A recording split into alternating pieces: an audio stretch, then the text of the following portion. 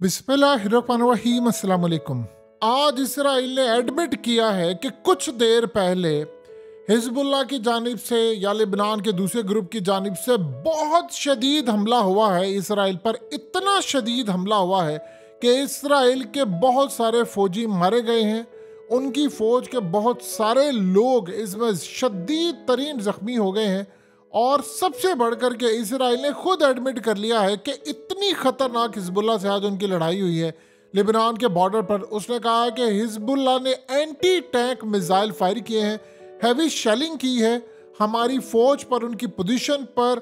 और इस सारी सूरत हाल के अंदर गोलान हाइट्स और दीगर जगहों के ऊपर शदीद लड़ाई हुई है और इसराइल का नुकसान शदीद हुआ है। और इसराइल के मीडिया ने कहा है कि अब हम बदला लेंगे और ऐसा बदला लेंगे कि जिसकी इंतहा नहीं। और साथ ही नेतन्याहू ने ऐलान कर दिया है कि अगर हम गजा की जंग हारे तो उसके बाद पूरा वर्ल्ड ये हार जाएगा और सारी दुनिया इसकी लपेट में आएगी। ये उसने क्या बात की है? आप एक बात बताइए, अगर लेबनान में आप पर हमला किया है और आपकी की पूरी बटालियन ही उड़ा दी है, यानी पूरे का पूरी यूनिट समझ ले आप किस्म की उड़ा दी है और आपको मार दिए, चौकियां आपकी फतह कर ली हैं और बहुत बड़ा आज हमला हुआ है और इतनी शदीद लड़ाई हुई है कि जिसकी इंतहा नहीं। उसके बाद नेतन्याहू का बयान देने का क्या मतलब है? उसने बयान दिया, उसने ये असल में शर्की ताकतों को पैगाम दे दिया है कि अगर हम हारे तो फिर उसके बाद खेल ख़त्म है, फिर उसके बाद हम किसी को नहीं छोड़ेंगे। यानी वो किस तरह हारेंगे? देखिए, हारने का मकसद क्या है? क्या इस वक्त हमास के लोग वहाँ से निकल कर इन पर हमला कर रहे हैं, या वो जाकर वेस्ट बैंक पर हमला कर रहे हैं, या वो इसराइल के अंदर घुसकर हमला करे? अभी तो फिलहाल लड़ाई जो चल रही है वो तो गजा के अंदर ही चल रही है ना, बाहर तो नहीं ना वो निकले। तो अगर गजा के अंदर लड़ाई चल रही है, वहां सारा मामला हो रहा है, तो फिर वो क्यों कह रहे? वो ये असल में कहना चाह रहे हैं कि जिस तरह अमेरिका अफगानिस्तान के अंदर दलदल में फंस गया था, हम भी फंस गए हैं और दुनिया हमारे खिलाफ हो रही है, हमारे खिलाफ इकदामात का कहा जा रहा है। इवन के नेतन्याहू ने धमकी दी है मैक्रोन को कि तुमने बहुत बड़ी गलती की है कि तुमने हमारे इन मामलात के अंदर मुदाखलत की है। ये बयान देकर के इसराइल दहशतगर्दी कर रही है, इसराइल मार रहा है और रोक के वो इन तमाम चीज़ों को हम ये कतन बर्दाश्त नहीं करेंगे। अब आप ज़रा अंदाज़ा कर लें कि इस सारी सूरत हाल में उसने पैगाम दिया ताकतों को कि दुनिया में जहाँ जहाँ आप मौजूद हैं आप खड़े हो जाएं। किसी मुल्क के अंदर उनकी प्रॉक्सीज हैं, किसी जगह स्लीपर सेल्स हैं, उन्होंने क्लियर पैगाम दे दिया कि ये जिस तरह हम सोच रहे थे वो जंग तो नहीं जीतने वाले हम। और यहाँ पर अब मसला है कि यानी अब उसने जो पैगाम दिया वो क्या हुआ? एटम बम मारने की बात की है उसने। और क्या बात की है उसने? कि भाई अगर हम हारे तो फिर दुनिया सारी तबाह हो जाएगी। ये ज़हन में रखिएगा। आप बता दें कि दुनिया में कितने लोग हैं? 825 करोड़ है दुनिया के अंदर। 825 करोड़ लोगों में से ये कैसे मुमकिन है कि 90 लाख लोग अगर नहीं होंगे तो सारी दुनिया तबाह हो जाएगी? यानी 1 करोड़ कम हो जाएगा 825 करोड़ में से। 8 अरब 25 करोड़ में से सिर्फ 1 करोड़ अगर कम होगा तो वो दुनिया सारी तबाह हो जाएगी। सवाल ही पैदा नहीं होता।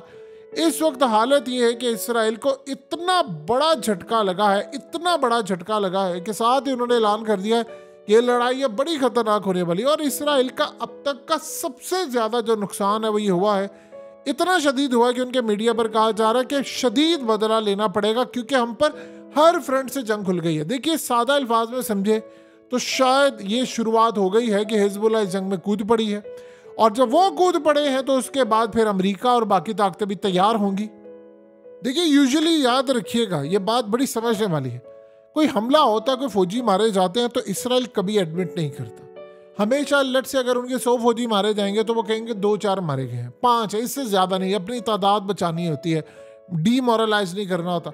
लेकिन जब उनका मीडिया, उनके सहाफ़ी और उनकी आर्मी और ये सारे लोग एडमिट कर लें कि हमारा बहुत ज़्यादा नुकसान हुआ है, तो देन आप समझ लो वो कुछ बड़ा करने वाले हैं। ये उनकी स्ट्रेटजी है और वो पुरानी है। इसका मतलब है कि वहाँ पर डिमांड उठ रही है कि अब हमने बड़ा हमला करना है और बड़े हमले के अंदर वो अब शायद बाहर निकल कर, असल में उनको ये रिक्वायरमेंट थी उनकी कि वो जंग असल में गजा में जीत नहीं पा रहे ना। मसला ये है, देखिए इस अब आपको समझ आ गई होगी इस बात की। ये कह रहे हैं हम गजा में जीत रहे हैं। अब इस फौजी को देखिए जरा, इस फौजी ने गजा के अंदर फलस्तीनियों का घर तबाह किया और उसके ऊपर अपनी लैंग्वेज के अंदर क्या उसने पैगाम दिया? ये पैगाम बड़ा सख्त था। हिब्रू लैंग्वेज के अंदर उसने लिखा, वहाँ सोफे थे, वहाँ पर बैठा, चाय थी, तमाम चीज़ें थी और उसने पैगाम ये दिया है। उसने कहा है कि हमने अरबी सीख ली है और तुम लोग इस वक्त जहन्नुम में पहुंच चुके हो। ये उसका मतलब क्या है? उसका ये मतलब है कि फैसला हो गया है, क्योंकि मुसलमानों का ये मानना है कि इनके ऊपर सारे अरबी सीखेंगे, यानी जो गुफ्तगू होगी, क़यामत का हिसाब किताब होगा, वो अरबिक लैंग्वेज में होगा। तो उसने कहा जी हमने अरबिक लैंग्वेज सीख ली है और अब तुम जहन्नुम में पहुंच गए। यानी वो अपने आप को जिस लेवल पर कह रहे कि हम खुदा के लोग हैं, तो हम ही फैसला करेंगे तुम्हारी जन्नत और दोज़ख का। तो हमने फैसला कर लिया कि तुम जहन्नुम में पहुंच गए और अरबी हमने सीख ली और हम ही तुमसे मुखातिब हैं। आप सोचिए ज़रा, इस तस्वीर ने इतना तकब्बुर उसने शो किया है जिसकी इंतहा नहीं है।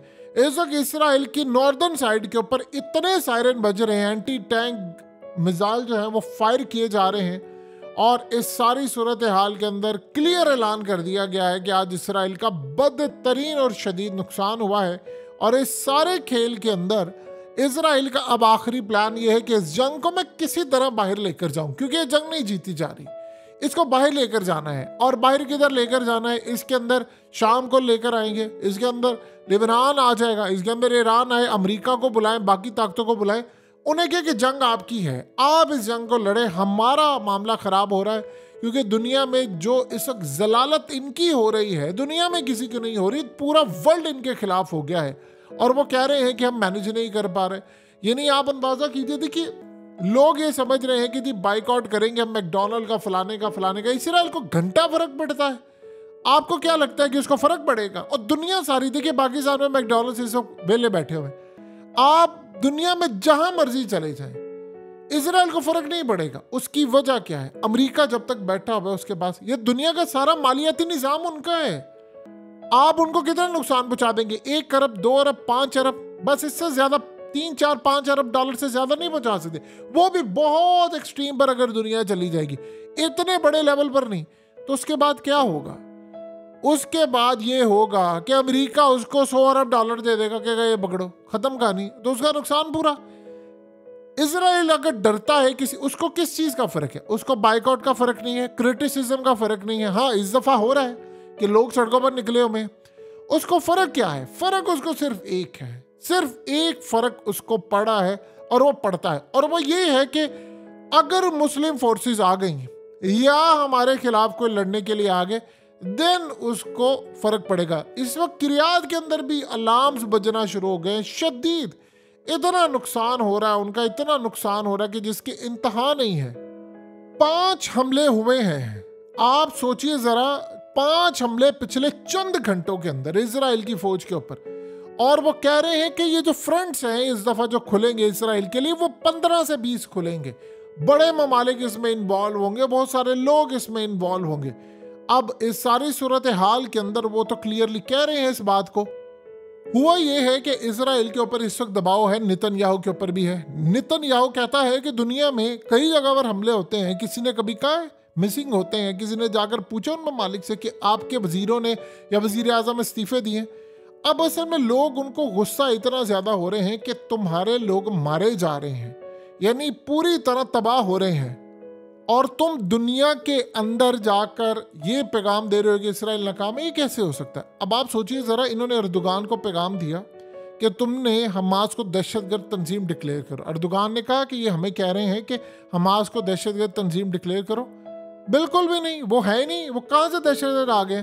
फिर साथ वो कहता है कि ये वो लोग हैं जो अपने लैंड के लिए लड़ रहे हैं, अपनी ज़मीन के लिए, अपने वतन के लिए लड़े हैं, हम इनको क्यों दहशतगर्द डिक्लेयर करें? उसे कहा ये तो नहीं है, जो अपनी आज़ादी के लिए लड़ा वो दहशतगर्द कहाँ से आ गया? इवन के अर्दोगान ने एक और बड़ी बात की, उसने कहा कि जो ये वर्ल्ड वार 2 के बाद पूरी दुनिया का एक स्ट्रक्चर था, इसको चेंज होना चाहिए। जो परमानेंट मेंबरशिप है और वीटो सिस्टम है यूनाइटेड नेशन के अंदर, इसको बदलें और इसको बदलना चाहिए हर सूरत। अर्दोगान ने कहा कि मैं अमेरिका को क्लियर कर देना चाहता हूं कि अगर तो तुम ये समझ रहे हो कि डील कोई हो जाएगी और तुम इसराइल को कहोगे कि गजा वो तुम्हारा हो गया है, यानी गजा इसराइल का इलाका है, तो बहुत बड़ी भूल में हो। गजा फलस्तीनियों का है। और इस सारी सूरत हाल के अंदर अमेरिका बाज रहे, जो वो प्लान करके बैठा हुआ है कि उसने गजा इनको देना है, हम ये होने नहीं देंगे और ये बड़ी सख्त लड़ाई होगी। देखिए इस वक्त हो क्या रहा है कि साउथ अफ्रीका से लेकर आयरलैंड से लेकर दुनिया भर के अंदर इजराइल के सफीरों को निकालने की बात हो रही है और कहा जा रहा है नेतन्याहू को गिरफ्तार किया जाए। उसने जो वार क्राइम्स कर दिए उसकी इंतहाई कोई नहीं है। इस कायनात में शायद किसी ने इतना जुल्म ना किया हो जितना इन लोगों ने किया, और इनकी तारीख भरी पड़ी है। आप अंदाजा करें, जिन्होंने वर्ल्ड वार 1 करवा दी थी, 2 वर्ल्ड वार हो चुकी है और तीसरी की तैयारी है। एलॉन मस्क ने क्या कहा? उसने कहा दुनिया को अंदाजा ही नहीं हो पा रहा ये जंग कितनी खतरनाक है, और ये जब निकलेगी तो ये पूरी दुनिया को लपेट में लेगी। और इस दफा जो हथियार और चीजें हैं वो तो इतनी खतरनाक है जिसका हम अंदाजा भी नहीं लगा सकते। इस वक्त लिबनान की जानिब से शदीद मिसाइल फायर किए जा रहे हैं, और ये तब है जब उनकी जानिब से बात की गई थी हिजबुल्लाह की कि जी हमारे पास इतने मिसाइल हैं कि जिसका अमेरिका ने सोचा भी नहीं होगा और ना उसके इत्तेहादी इजराइल ने सोचा होगा। अब आप ये देखिए कि हाइफा बे के ऊपर मिसाइल मारे जा रहे हैं, और इतने ज़्यादा मिसाइल मारे गए हैं इस वक्त, इतने ज़्यादा कि इसराइल के कई शहरों में लोग चीख रहे हैं, मिसाइल आ रहे हैं, क्योंकि ये वो वाले नहीं हैं कि जो हमास मिसाइल फायर करते थे, ये हिजबुल्लाह की जानिब से मारे जा रहे हैं। यानी एक साफ नज़र आ रहा है कि एक बहुत बड़ा फ्रंट खुल चुका है, और इतनी बुरी तरह खुल चुका है जिसका हम अंदाज़ा भी नहीं लगा सकते। अब इस सूरत हाल में एक चीज़ तो बड़ी क्लियर हो रही है कि अगर लिबनान, असल में इसराइल चाहता भी है कि लिबनान इसमें कूदे, जब वो कूदेगा तो वो जंग बाहर निकल जाएगी। इसराइल का जो डिफेंस सिस्टम है वो असल में बड़ा वीक साबित हुआ है, और डिफेंस सिस्टम आपका इतनी बुरी तरह वीक साबित हुआ जिसकी इंतहा नहीं है। देखिए इसराइल के अंदर क्या है कि ये लोग सारी दुनिया के अंदर कंट्रोल करते हैं बैठकर निज़ाम को, चीज़ों को। प्रॉब्लम यह है कि लड़ाई के वक्त फ़िलहाल ये फ्रंट पर लड़े हैं, इनके मिसाइल जो आ रहे हैं ख़ास तौर पर हमास के आ रहे हैं, उधर से आ रहे हैं, वो अभी तक ये क्लियर नहीं कर पा रहे। देखिए इसराइल की फोर्सेस, आप बताइए दुनिया की नंबर 1 फोर्स हो जो ये क्लेम करते हैं, और उसके पास पैसा और उनके पास तमाम चीज़ें हो, और आप 37 दिन हो जाए और आप अभी तक गजा को क्लियर ना कर पाए, जो 2-4 दिन से ज़्यादा का ऑपरेशन ही नहीं था।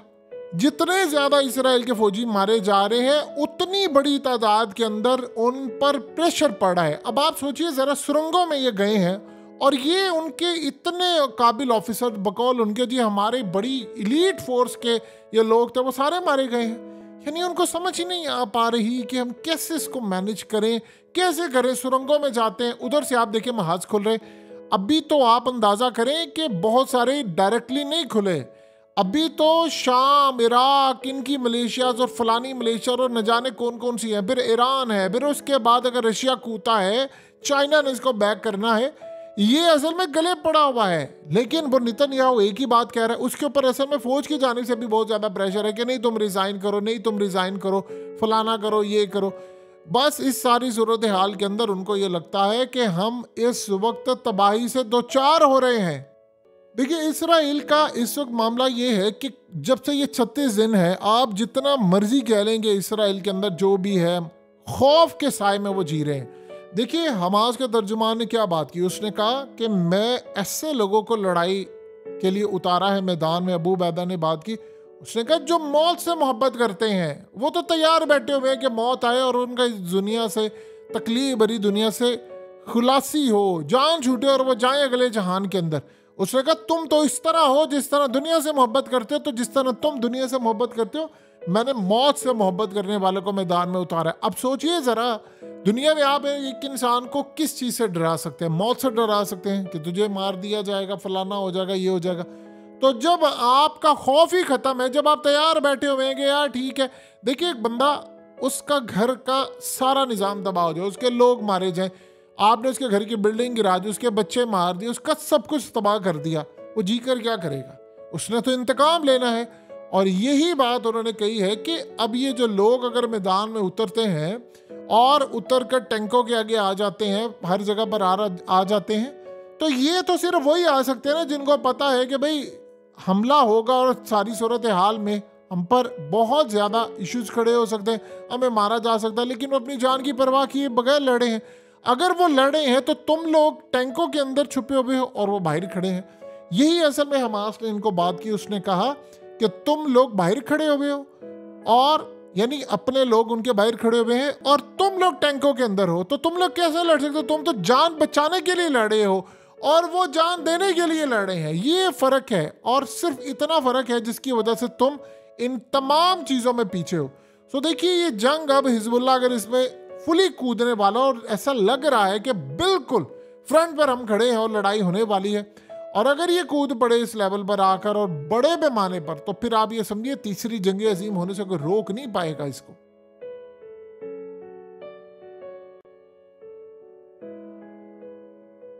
हकीकत टीवी को सब्सक्राइब करना मत भूलें, वीडियो को लाइक करें, शेयर करें और कमेंट सेक्शन में अपनी राय का इजहार जरूर करें।